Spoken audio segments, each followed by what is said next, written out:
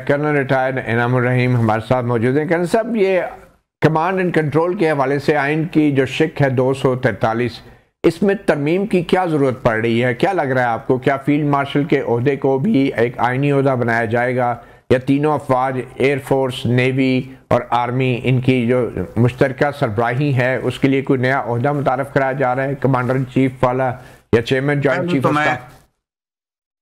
جی، پہلے تو میں یہ بتانا چاہوں گا کہ جو بھی امینڈمنٹ انہوں نے کرنی ہے، اسٹرکچر کے اندر بھی جو امینڈمنٹ اگر کرنا چاہتے ہیں تو پہلے اس کی ریپرکشنز بھی دیکھیں۔ میں جیسے بتا رہا ہوں کہ جب پہلی امینڈمنٹ ہوگی نا، فرسٹ امینڈمنٹ، تو اس کے بعد یہ ہوا کہ جب بھٹو صاحب کی گورنمنٹ جاتی رہی and he was arrested by general Zia الحق، تو ان کی اریسٹ کو سندھ ہائی کورٹ میں چیلنج کیا گیا، اور اس میں بھٹو صاحب اپنا ضیاء الحق صاحب کو پارٹی بنایا گیا۔ تو سندھ ہائی کورٹ نے پہلی سماعت میں ایلیمنی میں وہ ریٹ ڈسمس کر دی۔ کس گراؤنڈ پہ؟ انہوں نے کہا جی آئین پڑھیے۔ انہوں نے کہا جی بھٹو صاحب خود یہ انٹروڈیوس کروا گئے ہیں 1993 کہ ہم مداخلت نہیں کر سکتے۔ جو کھڈا دوسروں کے لیے کھودا گیا، اس کھڈے میں بھٹو کی حکومت خود گر گئی۔ اب پیپلز پارٹی جو یہ 243 میں ترمیم کرنے جا رہی ہے، یہ ترمیم کیا ہوگی آپ کے نزدیک؟ آپ کے نزدیک یہ کیا ترمیم ہوگی؟ کوئی مداخلت نہیں کرے گی۔ نتیجتاً انہوں نے بعد میں مقدمہ چلایا، ان کو سزا موت دے دی۔ کرنل صاحب تھوڑا سا ماضی سے نکل آئیں، کرنل صاحب تھوڑا ماضی سے نکل آئیں، آج کے میں سوال کر رہا ہوں، پلیز اس پہ آ جائیں کہ 243 میں کس قسم کی ترمیم آپ دیکھ رہے ہیں؟ دیکھیں، ابھی آج بھی اگر جو بھی امینڈمنٹ کرنا چاہتے ہیں، پہلے تو یہ شیئر کریں نا پبلک کے ساتھ، یہ ٹویٹ نہ کریں۔ آئین از اے ویری سینسٹیو میٹر، یہ ٹویٹوں پہ ریاست نہ چلائیں۔ ہماری ریاست کافی عرصے سے ٹویٹس پہ چلتی رہی ہے کہ یہ ادھر سے ٹویٹ آیا، آئی ڈونٹ ایکسپٹ اٹ، ادھر سے ٹویٹ آ گیا، اور الٹیمیٹلی ایک سٹیج پہ سپریم کورٹ نے بھی نوٹس لیا کہ یار why they are running the state affair through tweets. چلیں، یہ سینسٹیو میٹر ہے، ٹویٹوں پہ تو نہیں ہونا۔ ٹھیک ہے، ٹویٹ آ جائے۔ عبدالقادر مندوخیل صاحب، کیونکہ آپ ایک وکیل بھی ہیں، ایڈوکیٹ بھی ہیں، تو کیا لگتا ہے کمانڈ اینڈ کنٹرول کے حوالے سے جو آئینی شق ہے اس میں کس قسم کی ترمیم کی ضرورت ہے آپ کے نزدیک؟ بطور قانون دان آپ کیا سمجھتے ہیں؟ متی اللہ جان صاحب، ہم سب جو ہے نا مفروضوں کے اوپر جو ہے نا وہ ڈیبیٹ کر رہے ہیں، نہ ہمیں کسی چیز کا پتہ ہے کیا ترمیم آ رہی ہے، کیا آ رہا ہے، اگر یہ ہو گیا تو کیسا ہوگا، اگر یہ ہو تو یہ اگر مگر سے تھوڑا سا باہر نکل رہا ہے، تھوڑا سا 2 دن بعد یہ شو کر لیتے تو پورے پکچر سامنے آ جاتی، پھر بھلے آپ ڈسکس کر لیتے۔ مندوخیل صاحب، یہ بات ہمیں 26ویں یعنی ترمیم کے وقت بھی یہی بتایا گیا تھا، 26ویں یعنی ترمیم کے وقت بھی یہی بتایا گیا تھا مندوخیل صاحب کہ ابھی مفروضے ہیں، اور رات کو 1 گھنٹہ پہلے تو آخر تک بھی نہ آپ کو پتا تھا نہ آپ کی قیادت کو کہ 26ویں یعنی ترمیم کا اصل ڈرافٹ کون سا ہے، اور یہ خبروں میں چھپا تھا کہ بلاول بھٹو صاحب شہری رحمان سے ڈرافٹ مانگ رہے تھے اور ان کے پاس بھی نہیں تھا 1 رات پہلے۔ تو ابھی آپ پھر ہمیں بتا رہے ہیں کہ 2 دن انتظار کر لیں۔ اچھا، مجھے ایک بات بتا دیں، بلاول صاحب نے اگر شہری رحمان صاحبہ سے مانگا ہے تو وہ پھر صبح پاس ہو گئی ہے؟ رات کو ہی ہو گیا تھا، ڈیبیٹ ہوئی ہے، رات کو ہی ہو گیا تھا، اسد کیسر مولانا صاحب کے ساتھ کیا کیا ہو رہا تھا وہ سب آپ کو پتہ نہیں ہے۔ تو میں ایک چیز یہ کہہ رہا تھا، دیکھیے یہ تو قانون میں اجازت ہے 239 کے تحت کہ وہ امینڈمنٹ کر سکتے ہیں اگر کہیں ابہام ہو، اور اگر کئی اختیارات ادھر ادھر شفٹ کرے تو وہ بھی آپ کے سامنے آ جائے گا۔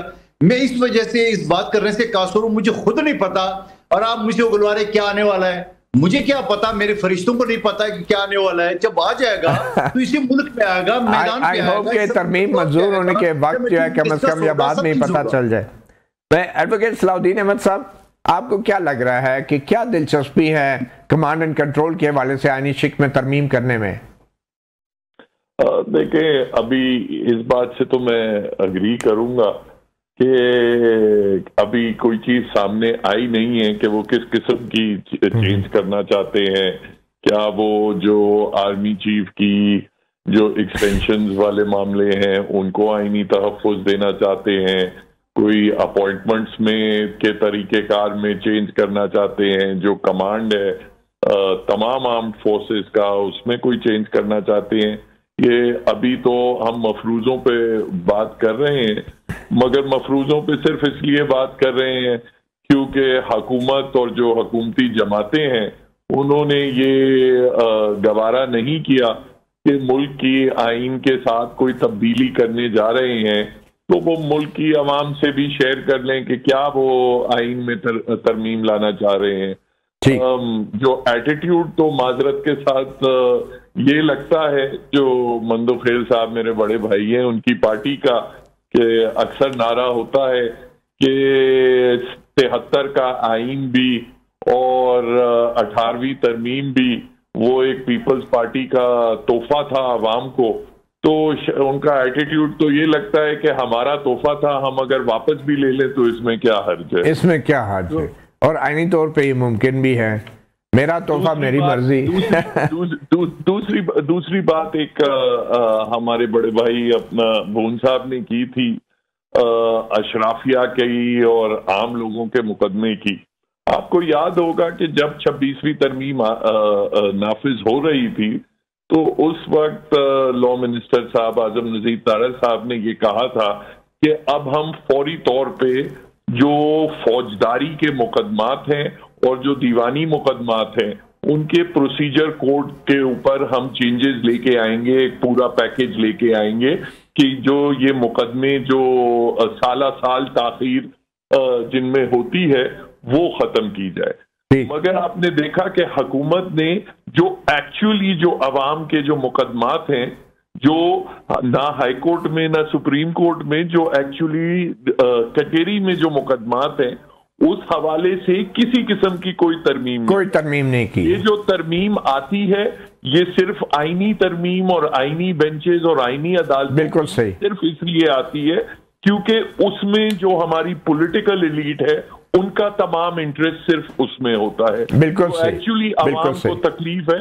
उस तरफ किसी को तवज्जो नहीं। इसी को तो एडवोकेट हसन भून साहब, आज 3 नवंबर का दिन है और 3 नवंबर को 2007 में जनरल मुशर्रफ ने एक गैर आईनी फरमान जारी किया जिसकी पादाश में जनरल मुशर्रफ को सजाए मौत भी सुनाई गई एक खसूसी ट्राइब्यूनल की तरफ से। आप बतौर एक कानूनदान जनरल मुशर्रफ के उस गैर आईनी फरमान के को कैसे, क्या आप यौम स्याह समझते हैं 3 नवंबर को या नहीं? मैं 3 नवंबर का फरमान तो बाद की बात, पहले जो बात आपने तापन जारी किया है उस पर बात करें।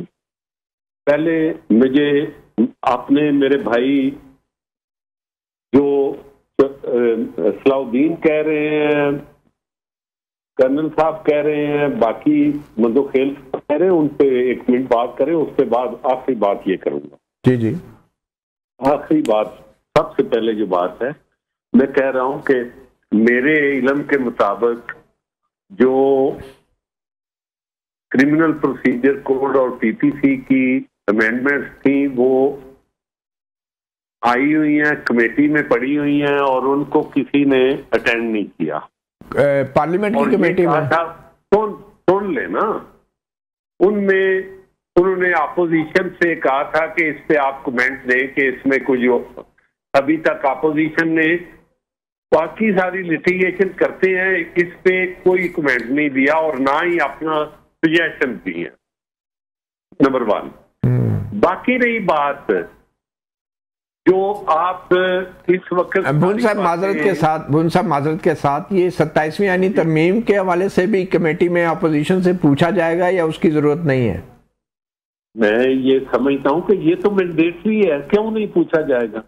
मैं ये भी करता हूं, मैं आपसे करता हूं कि अगर किसी हवाले से बाहर को मशावरत नहीं किया गया, मशावरत नहीं की गई तो we will resist everything.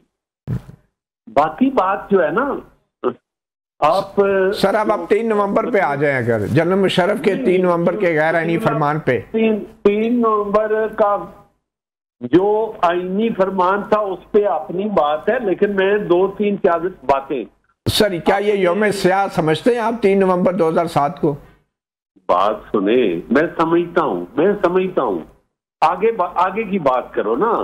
Matiullah, आप मेरे छोटे भाई होने के साथ साथ सिर्फ स्कैंडलेस गुफ्तगू पे ज्यादा काम कर। सर ये 3 नवंबर की गुफ्तगू स्कैंडलेस कैसे हो गई?